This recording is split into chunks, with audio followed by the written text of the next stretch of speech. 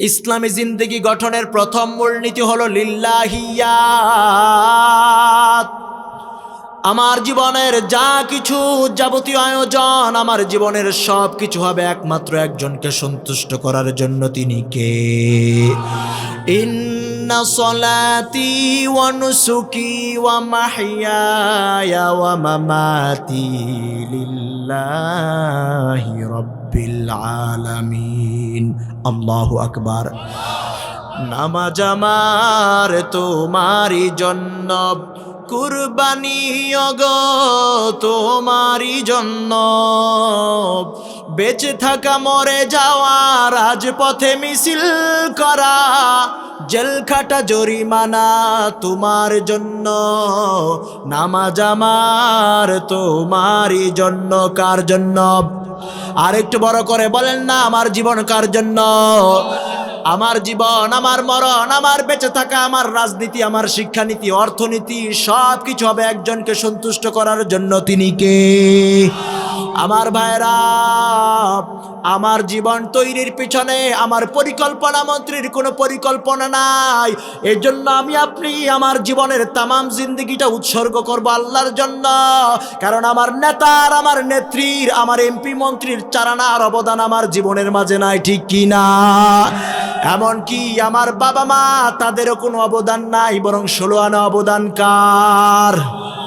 কোরআনটা খুলে দেখেন, সূরাতুল ওয়াকিয়ার ভিতর আল্লাহ রাব্বুল আলামিন জানিয়ে দিলেন, আফারাআইতুম মা তুমনুন আআনতুম তাখলুকুনাহু আম নাহনুল খালিকুন।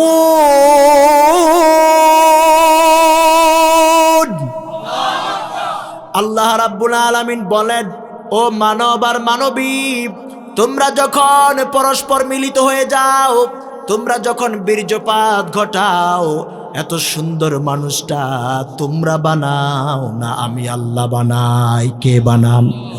আল্লাহ রাব্বুল আলামিন বানান। ও মুসলমান, বাবা মায়ের দ্বারা সন্তান দুনিয়ায় আসে, এটা আসবাব হিসাবে। আবার বাবা ছাড়াও দুনিয়ার মাঝে সন্তান যিনি দিতে পারেন, তিনি কে? হযরত ঈসা আলাইহিস সালামের দিকে তাকান, বাবা নাই, আবার বাবাও নাই, মাও নাই। বাবা মা ছাড়াও যিনি সন্তান, যিনি মানুষ বানাতে পারেন, তিনি কে? হযরত ঈসা আলাইহিস সালাম এসেছেন মায়ের মাধ্যমে, বাবা নাই। আবার আদম আলাইহিস সালাম এসেছেন, বাবাও নাই, মাও নাই। তার মানে বোঝা যায় এই দুনিয়ায় পাঠানোর জন্য বাবার দরকার নাই, মায়ের দরকার নাই। বাবা মা ছাড়া যিনি পাঠাতে পারেন, তিনি কে? আমার ভাইয়েরা, আমার বন্ধুরা, আপনি আমি কিছুই ছিলাম না। কোরআনুল কারীমের সূরাতুদ দাহর খুলে দেখেন, আল্লাহ রাব্বুল আলামিন জানায় দিয়েছেন, হাল আতা আলাল ইনসানি হিনুম মিনাদ দাহরি লাম ইয়াকুম শাইআম মাযকুরা। আল্লাহু আকবার। আল্লাহ রাব্বুল আলামিন বলেন, মানুষের জীবন প্রবাহে এমন একটি সময় কি আসে নাই যখন মানুষটা উল্লেখ করার মতো কোনো কিছুই ছিল না। নাম ছিল না, রং ছিল না, বর্ণ ছিল না, ভুইয়া মিয়া চৌধুরী পাটোয়ারি হাওলাদার তালুকদার জমিদার কিছুই ছিল না, ঠিক কি না? আল্লাহ রাব্বুল আলামিন বলেন, গোলাম,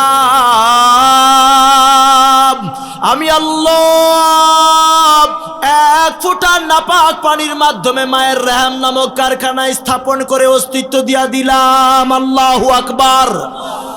আমার ভাইয়েরা, মায়ের রেহম নামক কারখানায় এক ফোঁটা নাপাক পানি, এমন একটা কারখানা, ফি করারিম মাকিন, ইন্টেন্সিভ কেয়ার ইউনিট, নিচ্ছিদ্র নিরাপত্তা, যেখানে কোনো রোগ জীবাণু ঢুকে না, ধুলাবালি ঢুকে না, জার্ম প্রবেশ করতে পারে না। আল্লাহ রাব্বুল আলামিন বলেন, গোলাম, 40 কোটি শুক্রাণু একসাথে মায়ের রেহেমের ভিতরে দৌড় দেয়। আল্লাহু আকবার। কয় কোটি শুক্রাণু? কয় কোটি?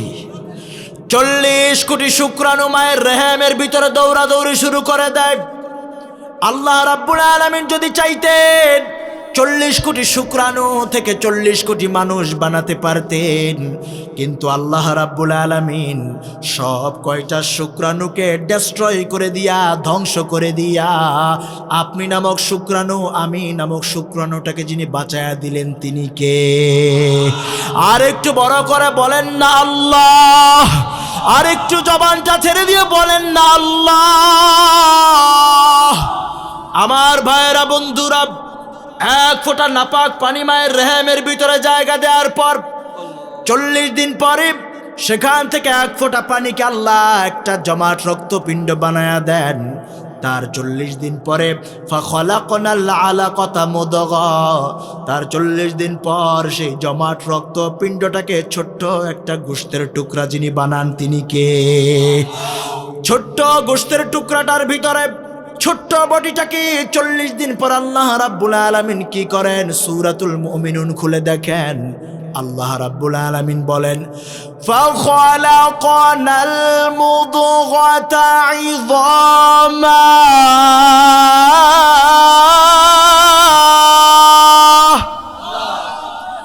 আল্লাহ রাব্বুল আলামিন বলেন, গোলাম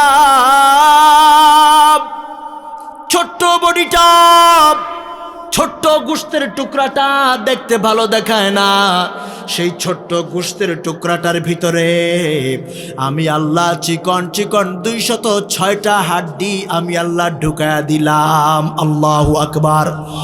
আমার ভাইরা, শুধু তাই নয়, তার 40 দিন পর আল্লাহ রাব্বুল আলামিন কি করেন?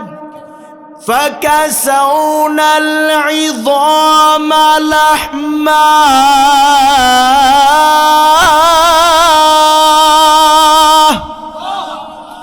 আল্লাহ রাব্বুল আলামিন বলেন, গোলাম সেই হাড় হাড্ডিগুলো, কঙ্কাল সার বডিটা দেখতে ভালো দেখায় না, সুন্দর দেখায় না, আমি আল্লাহ চিকন চিকন হাড় হাড্ডিগুলার উপরে গোশতের চাদর দিয়া মুড়ায়া, গোশতের কাভার দিয়া, গোশতের প্রলেপ দিয়া মুড়ায়া, নতুন রূপ দিয়া, গুণ দিয়া পূর্ণ মানুষ বানায়া দিলাম। ছোট্ট একটা মাথা দিলেন, কটবেল সাইজের একটা মাথা, ছোট্ট মাথা। এই মাথার ভিতরে আমার আল্লাহ গুড়ি গুড়ি চুলগুলো বসায়া দিতে ভুলে যায় নাই, ঠিক কি না?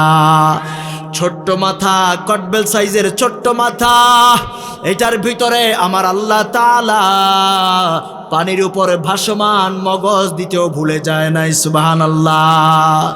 2 মিলিমিটার ডাইমেনশনের ছোট্ট ছোট্ট 2টা চক্ষু আল্লাহ দান করে দিলেন।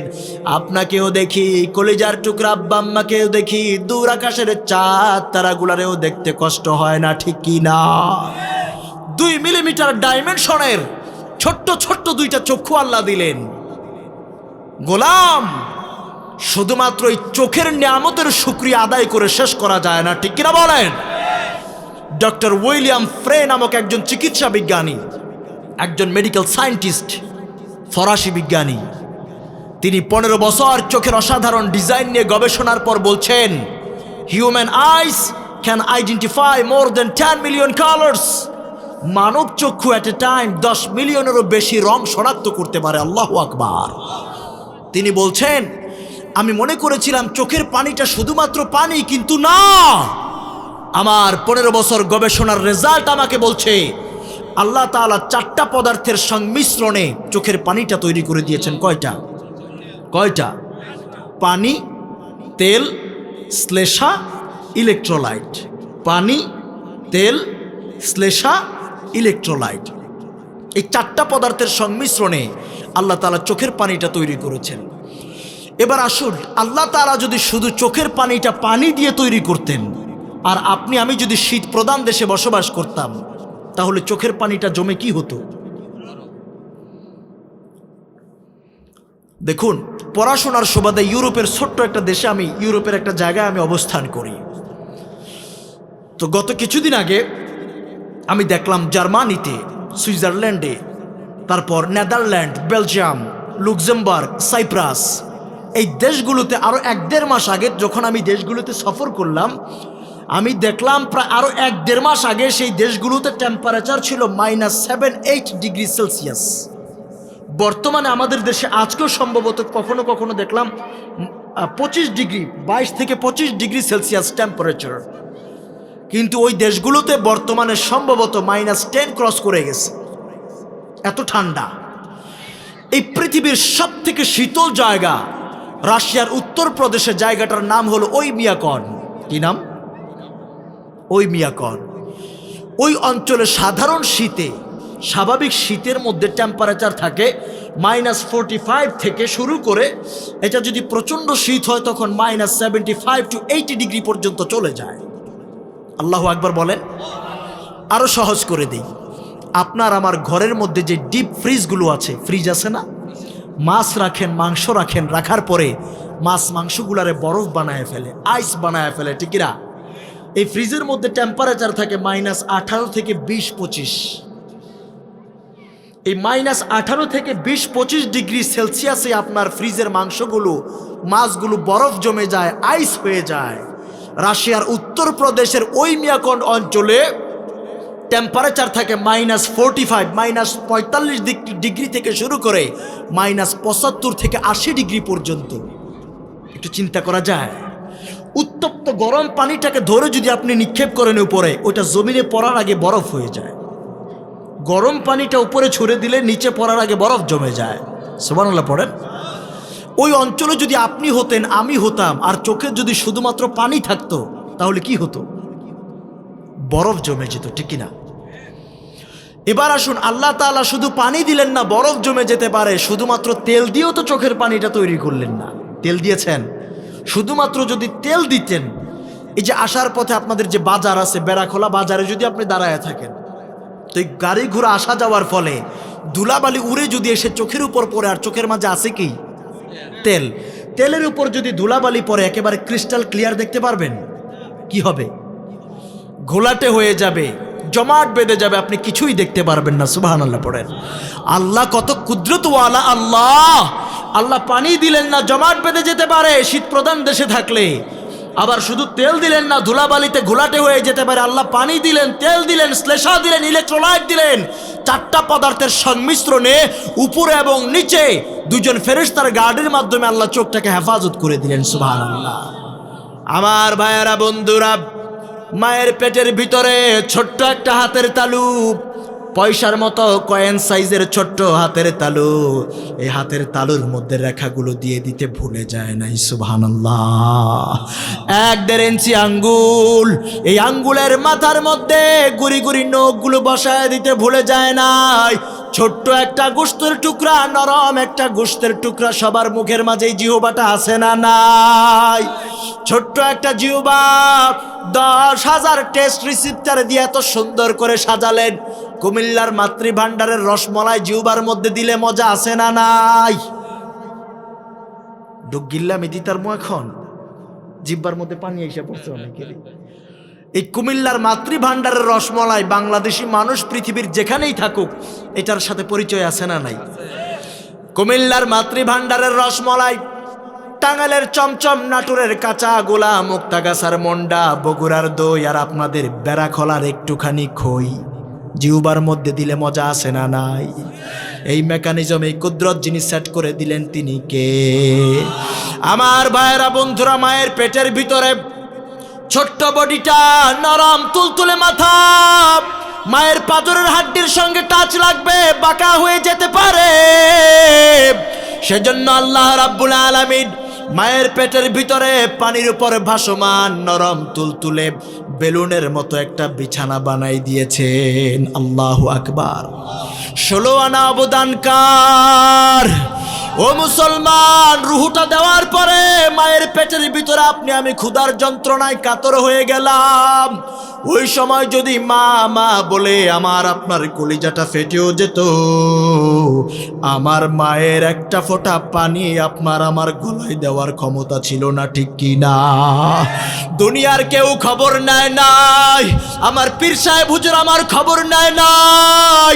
আমার পীর তো খবর নেওয়া শুরু করেছে তখন পীরের পকেটে মোটা অঙ্কের হাদিয়া ঢুকানো শুরু করেছি যখন, ঠিক কি না? আমার নেতা আমার খবর নেয় নাই, আমার খাদ্যমন্ত্রী আমার খবর নেয় নাই, আমার প্রধানমন্ত্রী আমার খবর নেয় নাই, আমার নেতা আমার খবর নেয় নাই। আমার নেতা তো খবর নেওয়া শুরু করেছে সেদিন যেদিন নেতার জন্য রাজপথে স্লোগান মাস্টার হয়েছি, স্লোগান দিয়েছি, লাঠি ধরেছি নেতার জন্য। নেতার পক্ষে গিয়ে ওই আবু সাইদ পীরগঞ্জের বীর ছেলেদেরকে বুলেটের জাজরায়, বুলেটের আঘাতে আঘাতে যেদিন জাজরা করতে শিখেছি, ঠিক কি না? এর আগে তোমার নেতা খবর নেয় নাই, তোমার নেতা খবর নেয় নাই। তোমার নেতা সেদিন খবর নেওয়া শুরু করেছে যেদিন থেকে বুয়েটের চত্বরে শেরে বাংলা হলে আবরার ফাহাদের মতো অতি মেধাবী ছাত্রদেরকে পিটায়া শহীদ করে দিয়েছো, ঠিক কি না? কেউ তোমার খবর নেয় নাই। এমনকি যেই মা তোমাকে আমাকে জন্ম দিয়েছে সেই মা পর্যন্ত আমার নামটাও জানতো না। আল্লাহ যদি চাইতেন সেখান থেকে এই মায়ের পেটের ভিতর থেকে এক ফোঁটা পানি যেদিন ছিলাম সেদিনই চাইলে আপনার আমার জায়গাটা টয়লেটে করে দিতে পারতেন, ঠিক কি না? আমার নামে পোস্টার হতো না, আমার জন্য মাইকিং হতো না, ঢাকা বিশ্ববিদ্যালয়ে আমার জন্য কোনো সিট বরাদ্দ থাকতো না, ইউরোপের ইউনিভার্সিটিগুলোতে আমার জন্য সিট বরাদ্দ থাকতো না, দুনিয়ার কেউ আমার নাম জানতো না। অতএব এত সুন্দর স্ট্রাকচার দিয়া, এত সুন্দর গঠন দিয়া, সুস্থ মেজাজে পরিপূর্ণ অবয়বে যিনি সৃষ্টি করলেন তিনি কে? এক ফোঁটা নাভির কানেকশনের মাধ্যমে মায়ের, আমার আর মায়ের নাভির কানেকশনের মাধ্যমে একটা কানেকশন করা দিয়া মা খাবার খায়, তার একটা জিস্ট অংশ আল্লাহ আমার দেহে সাপ্লাই করে দেয়। সুবহানাল্লাহ। দুনিয়ায় আসার আগে একটা নাল কেটে দিয়া একের ডাবল মায়ের বুকের মাঝে 2 নালের দুধের ব্যবস্থা যিনি করে দিলেন তিনি কে? মায়ের বুকের খুদাই রহস্যটা নিয়ে একটু চিন্তা করুন। মায়ের বুকের লাল রঙের রক্তগুলারে সাদা রঙের দুধ বানায় আপনার আমার রিজিকের ব্যবস্থা যিনি করে দিলেন তিনি কে? ও মুসলমান, এই 16 আনা অবদানকার। আর একটু বড় করে বলেন, 16 আনা গোলামি চলবে কার? সিদ্ধান্ত নেওয়া লাগবে। আমার আপনার জীবন তৈরির পিছনে 16 আনা অবদান আল্লাহর, 16 আনা গুলামিও চলবে আল্লাহর, ঠিক কি না? আল্লাহ ছাড়া কারো আইন মানা যাবে না, ঠিক কি না? আল্লাহ ছাড়া কারো বিধান মানা যাবে না, ঠিক কি না? আল্লাহ ছাড়া কোনো পীরের পায়ে সেজদা দেওয়া যাবে না। ও মুসলমান, বাংলাদেশে এমনও মানুষ আছে মসজিদে আল্লাহকে সেজদা দেখবা না দেখ, মাজারে আর বাজারে পীরের পায়ে সেজদা দিয়ে পড়ে থাকে, ঠিক কি না? এমন ডাকাত আমাদের সমাজে আছে না নাই? ও মুসলমান, কান খুলে শুনে রাখেন, আমরা ইব্রাহিম আলাইহিসসালামের সন্তান। আমাদের পিতা ইব্রাহিম আলাইহিসসালামকে আল্লাহ তাআলা দুনিয়ায় পাঠিয়েছিলেন মাজারে বাজারে সেজদা যারা দিবে তাদের বিরুদ্ধে, ঠিক কিনা? মূর্তির বিরুদ্ধে, মাজারের বিরুদ্ধে, মানবরচিত তন্ত্রে মন্ত্রের বিরুদ্ধে। অতএব বাংলাদেশে দেখা যায় এই শাহজালালের জমিনে একদল ভারত আর আমেরিকার পা চাটাল রয়ের এজেন্ট, সোল এজেন্ট, একদল পীরের আবির্ভাব ঘটেছে, ঠিক কিনা? যারা এই দেশের তাওহীদি জনতা ইসলাম প্রিয় মুসলমানদেরকে শিরক আর কুফরের দিকে ডাইভার্ট করে বেঈমান বানায় দিচ্ছে, ঠিক কিনা বলেন? ও মুসলমান, মাজারে আর বাজারে পীরের পায়ে যদি সেজদা দেওয়া জায়েজ হয়, আমরা বলি লিসান্স মদিনা বিশ্ববিদ্যালয় থেকে আলেম নিয়ে আসেন, উম্মুল কুরা বিশ্ববিদ্যালয় থেকে আলেম নিয়ে আসেন, কিং সাউদ বিশ্ববিদ্যালয় থেকে আলেম নিয়ে আসেন, জামিয়া আল আজহার থেকে আলেম নিয়ে আসেন, দারুল উলুম দেওবন্দ থেকে আলেম নিয়ে আসেন, কোরআন হাদিস চাষেন, মাজারে আর বাজারে পীরের পায়ে সেজদা দেওয়া যদি জায়েজ হয় আমরা আলেমরা নেতৃত্ব দিব।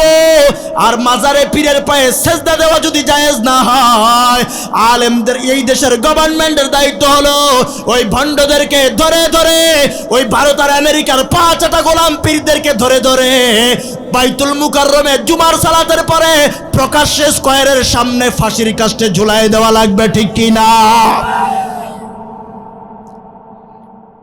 হক্কানি আল্লাহর ওলি যারা আছেন, হক দরবারগুলো যেখানে আছে, যেই দরবার থেকে আল্লাহর তাওহীদের আওয়াজ আসে, রাসূলুল্লাহর সুন্নাহর আওয়াজ আসে, ইকামতে দ্বীনের কথা আসে, আল্লাহর জমিন আল্লাহর দ্বীন প্রতিষ্ঠার সংগ্রামের ডাক আসে, তাদের সাথে আমাদের কলিজার সম্পর্ক। কিন্তু ভণ্ডদের বিরুদ্ধে আমাদের বক্তব্য লাউড অ্যান্ড ক্লিয়ার, ঠিক কিনা বলেন? আড়াইবাড়ি দরবার আছে আমাদের পাশে, আমরা কলিজা উজাড় করে ভালোবাসি, ঠিক কিনা বলেন? ধামতি আছে, আড়াইবাড়ি আছে, এই হক দরবারগুলো আছে যেখানে, তাদের সাথে আমরা কলিজা উজাড় করে, তাদের সাথে আমাদের সম্পর্ক। কিন্তু ভণ্ড যারা, যেই দরবার থেকে হকের কথা নাই, আল্লাহর তাওহীদের আওয়াজ নাই, তাওহীদ মুক্ত শিরক যুক্ত ইবাদত যেখানে হয়, নারী পুরুষের অবাধ মেলামেশা, গাজার গন্ধে কাছে বিরা যায় না, এমন ডাকাতদের দল আছে না নাই? ইব্রাহিমের সন্তানদের কাজ হলো এইগুলোকে প্রতিহত করতে হবে, ঠিক কিনা বলেন? আমার ভাইয়েরা, বন্ধুরা, অতএব আমার আপনার জীবন তৈরির পিছনে 16 আনা অবদান আমার আল্লাহর। অতএব 16 আনা গোলামিও করতে হবে আল্লাহর, ঠিক কিনা?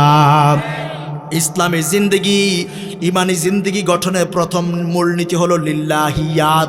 আমার আপনার জীবনের সব কিছু, প্রতিটা পদক্ষেপ, প্রতিটা শ্বাস প্রশ্বাস, প্রতিটা দৃষ্টির পলক, সব কিছু হবে একজনকে সন্তুষ্টির জন্য। তিনি কে?